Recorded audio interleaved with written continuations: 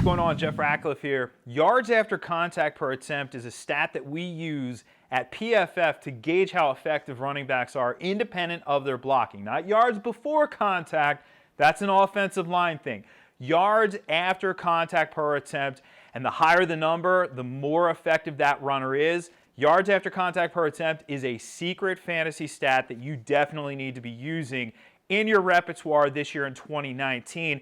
Looking back to last year, we see a lot of impressive numbers at the top of the list. Last year, Derrick Henry was especially elusive after contact, getting 4.21 yards after contact per attempt. That's an enormous number. And you know, flat out, straight out of the gate with Derrick Henry, we know he had a big-time December, and we know he pretty much did nothing before that point, right? He was the number 39 fantasy running back over his first 12 games of the season. Over his last 4, he was the number 1 fantasy running back. So the question is whether or not the Titans will give him the rock this year.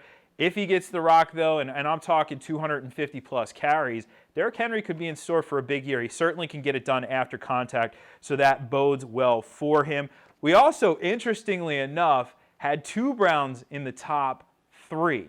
Now, I mentioned Henry. He actually finished second. The number 1 player last year out of the running backs in yards after contact per attempt was Nick Chubb at 4.42. That is enormous right there. Of course, Chubb didn't really take over as the starting back until after Carlos Hyde was traded, but even showed that elusive ability earlier in the season. Go back and watch that Oakland game when he topped 100 yards in just 3 carries. Duke Johnson also did it with 4.13. Now, we know Duke Johnson isn't going to run the ball a whole heck of a lot. I should also mention Kareem Hunt was one of the better in this area as well, 3.35 last year in his games with the Chiefs, also going to be on this roster. But that's the big question. With Nick Chubb, how much of an impact does Kareem Hunt have when he comes back? Now remember, that's after the suspension's over. That's going to be all the way in Week 10. So Chubb could be phenomenal out of the gate and then have to split the workload down the stretch. It's something you have to take on board if you're going to draft Chubb. That being said as well, though, I think Chubb is a back-end RB1, and these numbers suggest he could be, yet again, one of the more elusive backs in the league. Just based on last year's production. So off-the-charts production there from Nick Chubb in yards after contact. Some other names that stand out, Austin Eckler was up there, 3.44 for Austin Eckler. And why his name is interesting is here as I'm recording this in late July with camps about to be fully open across the NFL, Austin Eckler is in a position where he could become much more fantasy relevant if Melvin Gordon, in fact, holds out into the season.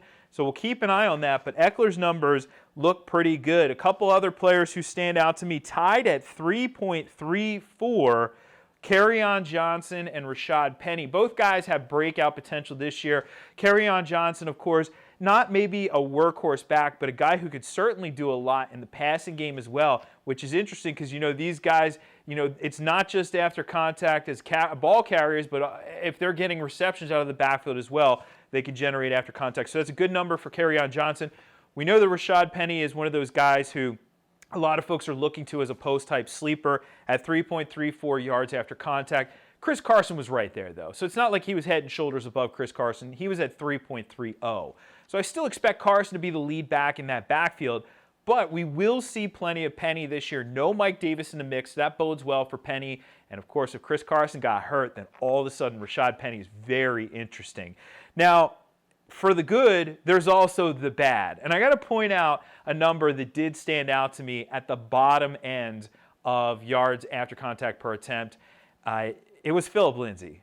Phillip Lindsay last year, we know, surprise, one of the biggest fantasy surprises we've seen in recent memory, went from undrafted free agent to fantasy factor. He was an RB2 last year, 1,000-yard rusher, but he was only able to generate an average of 2.35 yards after contact per attempt. Honestly, that's not a good number. We're looking at typically at or above 3.0. If you're at or above, you're where you need to be. If you're close to 3.5, you're getting into elite territory. If you're over 3.5, then you're in elite territory. So Nick Chubb was in elite territory. Derrick Henry was in elite territory last year. But, Phillip Lindsay, that was among the league's lowest. Now, an interesting comparison is in the same exact backfield. You look to Royce Freeman last year, he was able to generate 3.22 yards after contact per attempt. So Royce Freeman, although he was a big-time fantasy disappointment, I know a lot of people drafted him as high as the 3rd round. I heard some people I've seen on Twitter even saying the 2nd round for Royce Freeman. Obviously disappointed there. But I don't think it was because Royce Freeman was just terrible on the field by any means. These numbers suggest he was really good after contact. So keep an eye on Royce Freeman in that backfield. I think we may be undervaluing him a little bit heading into 2019 fantasy football. Another number that stands out to me at the almost very bottom of the list, Lesean McCoy, 2.01. Shady was a guy who was much better at this earlier in his career, certainly coming to the end of the line. For fantasy purposes, I don't think we can view Lesean McCoy as a viable fantasy option this year. There's just such a low ceiling with him.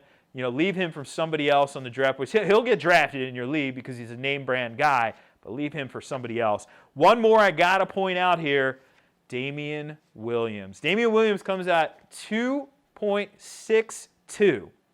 So it is below that 3.0. It's not where we want it to be. And you might say, well, Jeff, he averaged over 5 yards a carry last year.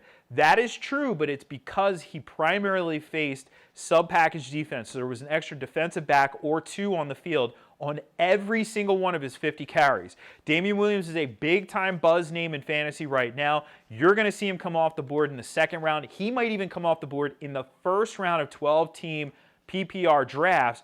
But I think that is a bit overvalued, given some of the numbers that are right beneath the surface here, like this yards after contact per attempt. I wanted to see that number higher. It's a little lower. It doesn't mean that he's going to be a complete bust, but we just have to be careful with Damian Williams this year. This is one of those numbers that just gives me a little bit of pause.